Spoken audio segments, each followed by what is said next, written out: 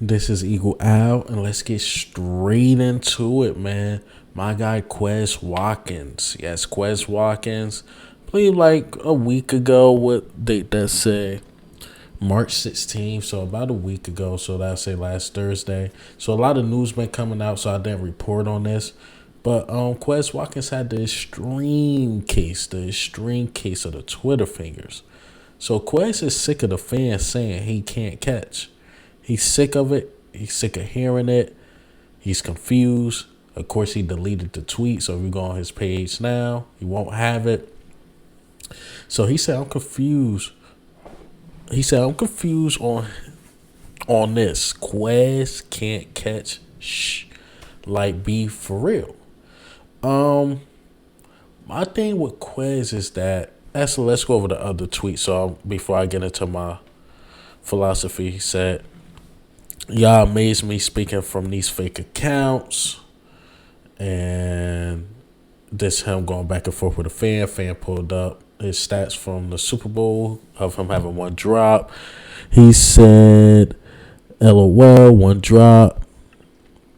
Now show me your favorite receiver and how many drops they got. I'll wait."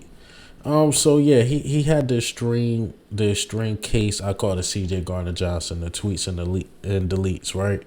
So Quez Watkins, he's sick of hearing it. And before this video, I was gonna actually put out a video about should we get Elijah Moore. As we know, reported Elijah Moore was traded to the Browns, so that's impossible for us to get him. But I was gonna say no, let's stick with Quez because Elijah Moore won a bigger role. Elijah Moore will still be behind Devontae, AJ, and Dallas Goedert. But people, if you look at Quez's stats, it doesn't amaze you because he did a lot of things the stats just don't show because of his speed. You basically take the safety out the game because if Quez going deep and the Vikings pay big time, he's going to beat you. He's going to beat you. My thing with Quez is confidence in the moment.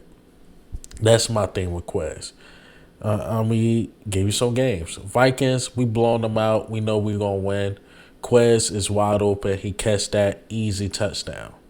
So we on this long winning streak, about to break more and more records. We got all Commanders. It's a division game, Monday night game. This game everybody tuned into. And honestly, a lot of people thought the Eagles could actually go undefeated due to the schedule, the strength of the schedule. And, Commanders ended that because there was just a lot of mishaps on offense, like fumbles, drops, uh, interception.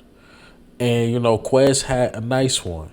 He caught it, and it looked like he tried to get more yards. And honestly, if he would have just scooped it, this is what I mean by the confidence in the hands. If he just would have underhand caught it, he could have kept running for the touchdown. But instead, he dived, catch it with his body. He gets up. The defender punches it out because he doesn't give up on the play. And that's the end of the winning streak. So that was a big moment for Quez Watkins, and he failed. Now we go to the Colts. The Colts is a 1 o'clock game. Nobody really tuned into the Eagles and Colts unless you're an Eagles fan and a Colts fan. And he showed up big time. But that moment wasn't big. Well, maybe it ended like what could have been a losing streak, but it really wasn't like a big moment. Now, let me stick to that big moment thing, right? So you think of that, and he showed up. He got the touchdown. Jalen Hurts did his thing. He recovered from there, and that's cool. Cowboys game, I can't really put on him. He was targeted a lot that game because he was open a lot, but Minshew just wasn't putting the ball there. Like Minshew was terrible. Now let's get into the Super Bowl. What he addressed, the 1 or 2. The first catch he caught was like some like a 5-yard catch. It was something small just to get a rhythm going, get a couple yards, and that I won't say it didn't mean nothing because you got yards, cool, but the drop meant a lot. The moment was in Quez's hands. The moment you going deep, Jalen Hurts put the ball right on you, man.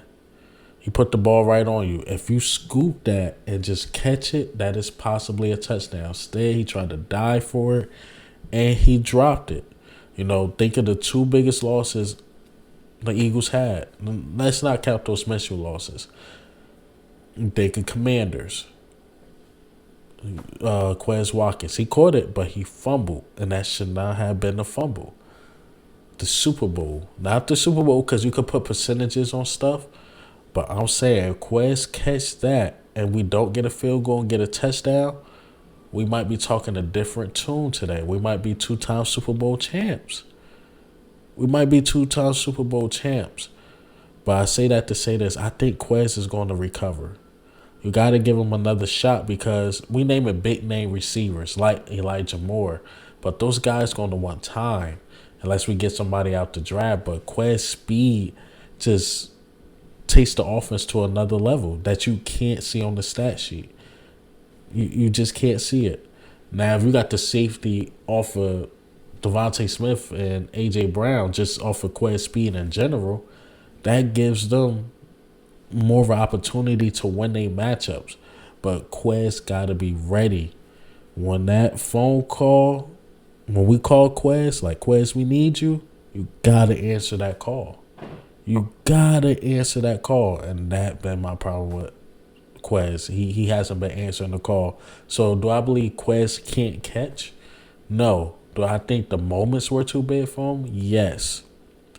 He played good when the Eagles had low expectations, but he did not play that good when the expectations was high and he was asked to take a lesser role. You give him another shot? Sure. You need another receiver anyway. So you bring in somebody else to put that pressure on him.